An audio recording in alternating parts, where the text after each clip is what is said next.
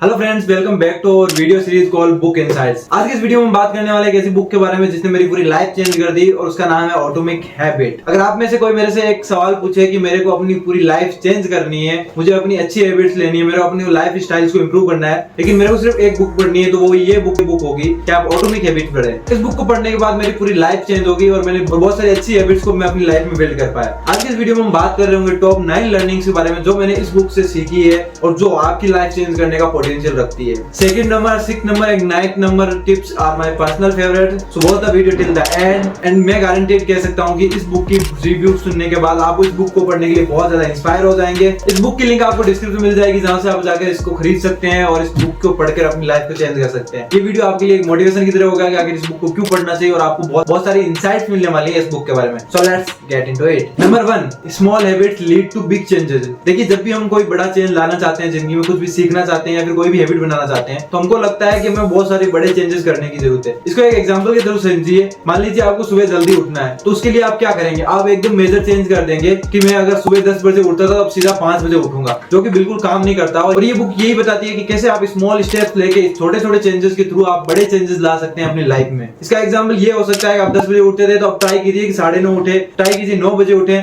और धीरे धीरे उसे करते जाइए ताकि आपकी बॉडी में एकदम से कोई चेंज ना हो। ऐसा करने से आपको पूरे दिन स्ट्रेस और लेजीनेस भी नहीं फील हो रही होगी और धीरे धीरे करके आप 5 बजे भी उठना स्टार्ट कर सकते हैं। नंबर 2, हमेशा 1% इंप्रूव कीजिए। ऐसा हो सकता है कि आपको 1% इंप्रूव होना हमेशा बहुत छोटी चीज लगे, लेकिन अगर आप इसकी बड़ी पिक्चर देखेंगे तो आप पाएंगे कि ये बहुत बड़ा चेंज होता है। अगर हमेशा आप सिर्फ 1% इंप्रूव करते हैं तो ये बुक बताती है कि आप साल के एंड में 37 टाइम्स इंप्रूव हो चुके होंगे। मान लीजिए आप एक बुक पूरी एक साल में पढ़ते हैं, तो अगर आप इस बुक के अकॉर्डिंग आप 1% इंप्रूव करते हैं अपनी बुक रीडिंग में, तो आप 37 बुक्स पढ़ पाएंगे एक साल में, जो कि पहले था एक बुक एक साल में। Number 3, Q, craving, response and reward. देखिए, एक फॉर्मेशन होता है जब भी कोई नई हैबिट बनती है। क्यू में होता है जब कोई भी हमें ट्रिगर मिलता है। मान लीजिए आपको कोई मूवी देखनी है तो उसका ट्रिगर कहां से मिल सकता है? हो सकता है आपने किसी दोस्त ने आपको उसकी बात की हो या फिर आपने उसका कोई शॉर्ट फॉर्म में कहीं पे कंटेंट देख लिया हो, तो उसके बाद वो क्यू हो गया, उसको देखने के लिए आपको मूवी के लिए ट्रिगर मिला है। नाउ क्रेविंग क्या होता है? क्यू का अगला पार्ट होता है हैबिट में। जब मान लीजिए आपको एक ट्रिगर मिल गया कि मेरे को मूवी देखनी है,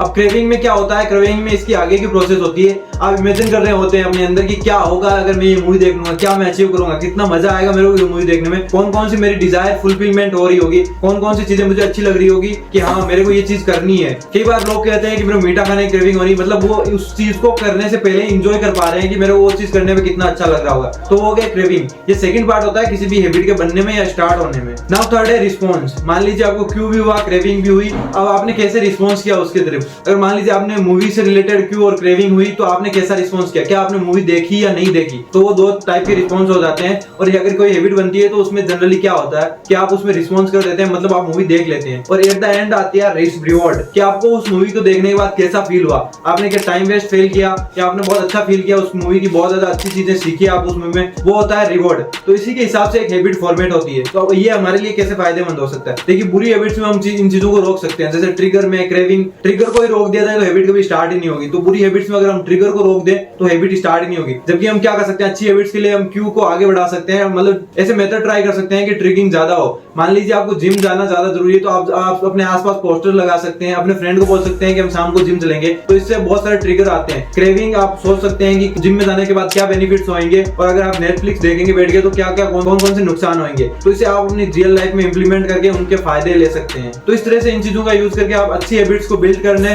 और बुरी हैबिट्स को हटाने में काम में ले सकते हैं इसको। Number 4, environment matters. देखिए, जब भी हम कोई काम करते हैं तो वहां पे हम इन्वायरमेंट जरूर से जरूर मैटर करता है। हमारी सराउंडिंग कैसी है वो बहुत ज्यादा मैटर करती है और ये बुक उसके बारे में बहुत ज्यादा बात करती है कि आप कैसे सराउंडिंग में है, वो बहुत ज्यादा मैटर करता है। अगर मान लीजिए आप ऐसे जगह पे बैठे हैं जो साफ सुथरा है, बहुत ज्यादा शांत माहौल है, तो आप वहां पर बहुत अच्छा और फोकस वर्क कर सकते हैं। लेकिन आप अगर ऐसे रूम में बैठे हैं जो बहुत ज्यादा मेसी है, बहुत सारी चीजें बिखरी हुई है इधर उधर, तो वहां पे एक प्रोडक्टिव काम कर पाना बहुत ज्यादा मुश्किल होता है। तो अपने इन्वायरमेंट को उसी हिसाब से चूज कीजिए, ज्यादा से ज्यादा डिस्ट्रैक्शन रिमूव कीजिए वहां से। आजकल सोशल मीडिया बहुत बड़ा डिस्ट्रैक्शन हो सकता है, उसके लिए आप ये वीडियो चेकआउट कर सकते हैं जिसमें मैं बात करता हूँ कि आप सोशल मीडिया से कैसे डिस्ट्रैक्ट होने से बच सकते हैं। साथ ही में इसमें फोकस का बहुत बड़ा रोल आता है। इसके बारे में मैंने अपने फोकस वाले वीडियो में बात की है कि आप अपना फोकस कैसे इंप्रूव कर सकते हैं, जो कि आप जाके यहाँ से देख सकते हैं। तो आप अपना फोकस कैसे इंप्रूव कर सकते हैं, उसमें भी मैंने इन्वायरमेंट की बहुत बड़ी भूमिका बताई है। तो इन्वायरमेंट मैटर करता है। जब भी आपको पढ़ना हो तो आप एक शांत और अलग एरिया लेंगे, जब आपको एंजॉय करना होगा तो अपने फ्रेंड्स के साथ जाएंगे। तो इसी तरह इन्वायरमेंट मैटर करता है, उसका बहुत ज्यादा ध्यान रखना है हमें जब भी हम हैबिट क्रिएट करें। नंबर 5 है हैबिट स्टैकिंग। इस टिप में ऑथर बात करते हैं कि अगर आपको कोई नई हैबिट बनानी है तो इसका सबसे आसान तरीका है कि किसी हैबिट के साथ जोड़ दीजिए उसको। मान लीजिए आपको हेल्दी खाना खाना है सुबह सुबह, लेकिन आप सुबह उठते ही पराठे खाने स्टार्ट कर देते हैं, तो उसमें एक हैबिट को ऐड करना ऐसा हो गया कि आप पराठे खाने से पहले हेल्दी खाना खाएंगे एक प्लेट भर के, उसके बाद ही आप पराठे खाएंगे। तो एक नई हैबिट ऐड हो गई, आप पराठे नहीं खा पाएंगे क्योंकि आपने पहले ही बहुत सारा खाना खा लिया, आपका पेट तो भर चुका है। तो इससे आप नई हैबिटों को स्टैक कर सकते हैं पुरानी बुरी हैबिटों से पहले, या फिर कोई ऐसी हैबिट जो आप करते हैं रेगुलरली, तो उसके साथ अगर कोई हैबिट को आप अटैच कर देंगे तो इसमें बहुत ज्यादा आसानी हो जाएगी आपको उस हैबिट को साथ साथ करने में, क्योंकि फिर आपको पता है कि इसके बाद आपको क्या करना है और आपको आलस नहीं आएगा, प्रोक्रास्टिनेशन नहीं करेंगे आप, और उस हैबिट को मिस होने के भी बहुत कम चांसेस रहते हैं। तो ये टिप बहुत ज्यादा हेल्प की है मेरी पर्सनली। नंबर 6 और मेरी one of the favourite tip, जिसमें बात करते हैं the 4 law of behaviour change. कोई भी बिहेवियर कैसे चेंज होता है उसके 4 इंपॉर्टेंट लॉ होते हैं। इसमें फर्स्ट है मेक इट ऑब्वियस, सेकंड है मेक इट अट्रैक्टिव,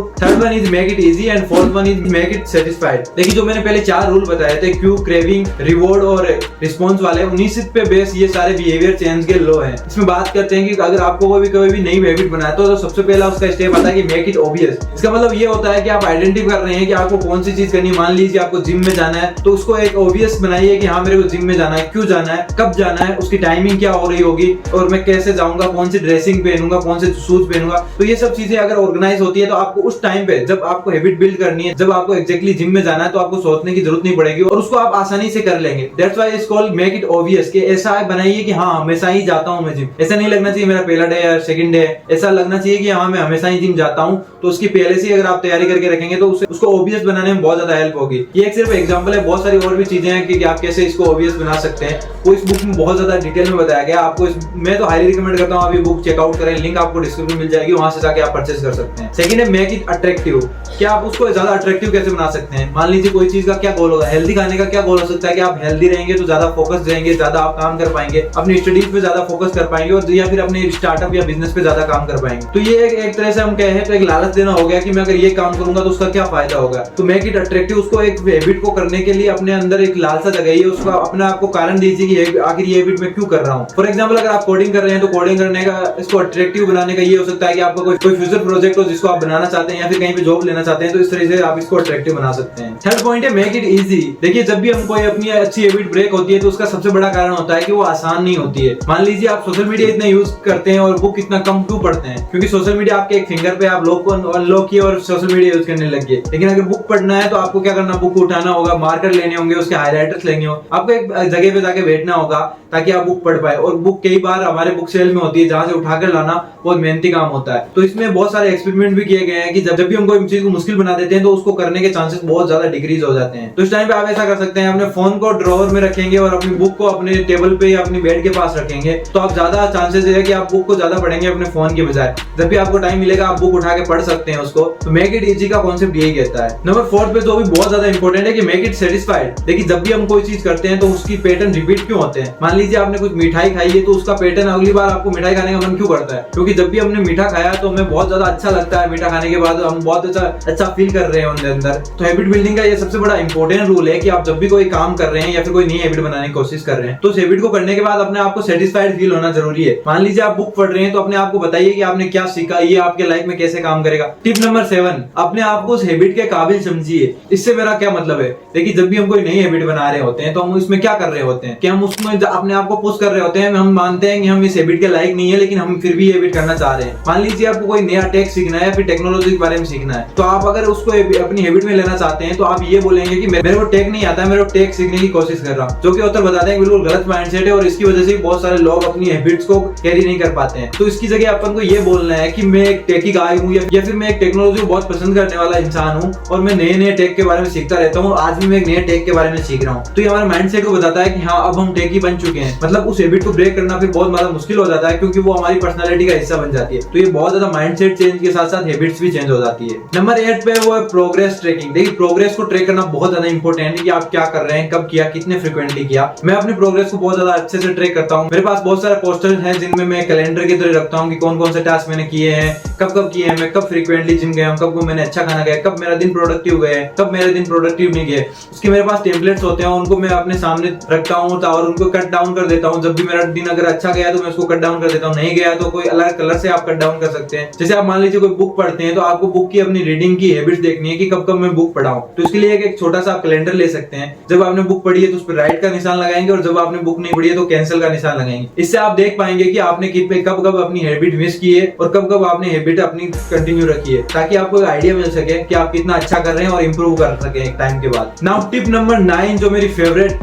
टिप है, जो कि मेरे लिए बहुत ज्यादा हेल्पफुल रही है, वो है कि do not miss any good habits more than 2 days. कोई भी हैबिट 2 दिन से ज्यादा मिस मत कीजिए। और जो मैंने अभी पहले बताया प्रोग्रेस ट्रैकिंग, वो इसीलिए ज्यादा हेल्पफुल रहती है कि आपको पता चल जाता है कि कोई हैबिट 2 दिन से ज्यादा तो मिस मैंने नहीं किया, नहीं करने वाला। क्योंकि साइंटिस्ट बताते हैं कि कोई भी अगर चीज हम 2 दिन से ज्यादा मिस कर देते हैं तो हमारे बिहेवियर में आने लग जाती है। तो मान लीजिए आपको कोई भी नई हैबिट बनानी है, तो उसमें इस चीज का हमें पक्का ध्यान रखना है कि हमें कोई भी चीज 2 दिन से ज्यादा हम उस चीज को ब्रेक नहीं कर रहे हो। जैसे कि ऑथर बताते हैं कि अपन को अगर मान लीजिए एक दिन गलती से अगर वो हैबिट मिस हो गई, तो हमें ध्यान रखना है कि अगले दिन हम उस हैबिट पे वापस आ जाएं, अच्छी हैबिट पे वापस आ जाएं। जैसे सोशल मीडिया अगर आपने क्विट कर दिया है, तो मान लीजिए गलती से अगर आपको संडे, सैटरडे, वीकेंड पे या फिर वीकडे में कभी ऐसा हो गया कि आपने सोशल मीडिया अपनी लिमिट से ज्यादा यूज कर लिया, तो उस दिन आपको अलर्ट मिल गया कि अगले दिन ये नहीं करना है, क्योंकि अगर 2 दिन से ज्यादा ऐसी चीज हो गई तो वापस आपके बिहेवियर में आ जाए। So never ever miss any habit more than 2 days. So ये थे मेरी 9 टिप्स और मैं कह सकता हूँ 9 रूल्स जो इस बुक में बताए गए हैं, और इसमें बहुत सारी और भी चीजें बताई गई है। और मैं हाईली रिकमेंड करता हूँ आपको इस बुक को चेकआउट करने के लिए। लिंक आपको डिस्क्रिप्शन में मिल जाएगी। ये बुक बहुत ज्यादा इंपॉर्टेंट है लाइफ के लिए, और ये आपकी लाइफ को चेंज करने की एक कैपेबिलिटी रखती है। So must check it out. If you really like this video, make sure hit the like button, subscribe this channel for more content like this. And कभी कभार क्या होता है कि हम जो भी पढ़ते हैं बुक्स में, वो हम भूल जाते हैं, एक फास्ट लर्नर नहीं बन पाते हैं, या फिर बुक्स को कंप्लीट नहीं कर पाते हैं। तो उसके लिए आप ये वीडियो चेकआउट कर सकते हैं, जिसमें मैं बात करता हूँ कि आप एक फास्ट लर्नर कैसे बन सकते हैं, चीजों को बहुत ज्यादा तेजी से कैसे सीख सकते हैं।